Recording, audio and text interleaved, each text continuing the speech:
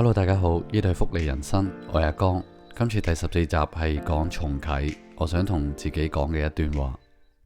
其實第14集我大概錄咗2至3次，係全部錄晒剪晒。咁但係今次錄完，我覺得有啲唔知點解有啲唔啱。咁我覺得唔係個聲啦，又唔係內容嘅問題。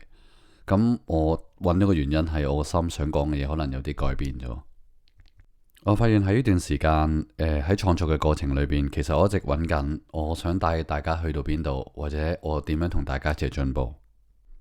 喺過去10幾集，福利人生係一場探索。我嘗試咗講好多成長，講思維，講人性。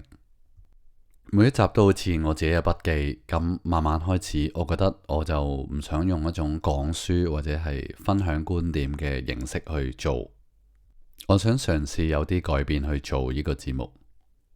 我想同大家一齊去面對呢個世界嘅掙扎啦，講關於錢、關於慾望、關於失敗，同埋關於一啲人性上嘅選擇。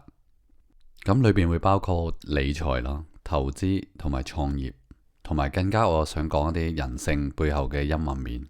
而以上我講嘅就係我將會向住呢個新方向嘅發展。所以今日嚟講唔係一個主題，亦都唔係一集，只不過想同大家講係一個重啟。我決定由下一集開始，咁福利人生會進入一個新嘅階段。咁我唔會淨係講概念同埋思想上，我想講多啲生命上嘅現實啊，人性嘅福利，或者喺人成長之中遇到好痛苦痛楚嘅時候會點樣做。咁呢個方向同呢個決定其實唔簡單嘅一條路，但係我決定咗用呢個方法去表達，我會繼續咁努力。呢個係我創作嘅初衷嚟㗎，我會用時間，用我嘅 ideas，跟住去累積一個能量，而同大家一齊行落去。所以好想同大家講，由15集開始係一個新嘅開始，以後都會同大家一齊成長，一齊行落去。呢度係福利人生，一個同大家一齊成長嘅地方。我相信成長唔係一夜之間嘅突破，係一種福利。